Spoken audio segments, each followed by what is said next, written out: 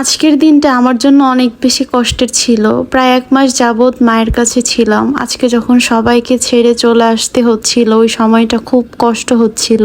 কেন যেন মায়ের কাছে যখন থাকি দিনগুলো এত তাড়াতাড়ি চলে যায় বুঝতেই পারি না। যদি এমন হতো সবসময় একসাথে থাকতে পারতাম তাহলে কতই না ভালো হতো। আসসালামু আলাইকুম, কেমন আছেন সবাই? আমার মনটা আজকে ভীষণ খারাপ, কারণ মা বাবাকে ছেড়ে আসার সময়টা আমার মনে হয় প্রতিটা মেয়ের কাছে অনেক বেশি কষ্টের। সবকিছু রেডি করে নিচ্ছিলাম, এদিকে ব্যাগ সবকিছু গুছাই নিচ্ছিলাম। মনে মনে তো খুব বেশি কষ্ট হয় যখন ব্যাগটা গুছাই, মনে মনে ভাবি আবার কবে ব্যাগ গুছিয়ে আসতে পারবো, ওই দিন অনেক বেশি খুশি লাগবে। চলে যাওয়ার পরে আম্মুর হাতের রান্না, আম্মুর হাতের সবকিছু অনেক বেশি মিস করব। এখানে তো খুব ভালোই দিনগুলো গেল, আরামে আয়েসে গেল। এখন থেকে ব্যস্ত শুরু হয়ে যাবে। প্রায় 1 মাস আমি আমার বাসা থেকে দূরে আছি। তো অবশেষে এখন বাসায় যাওয়ার পালা। জানি না বাসার কি অবস্থা হয়ে আছে। তো এখানে তাড়াতাড়ি করে আমরা রিক্সা ধরে নিছিলাম, কারণ ট্রেন যদি মিস করি তাহলে আবার সমস্যা হয়ে যাবে। তাড়াহুড়ার মধ্যে বের হয়ে পড়ছি। আর এদিকে মেঘের অবস্থাও অনেক বেশি খারাপ ছিল।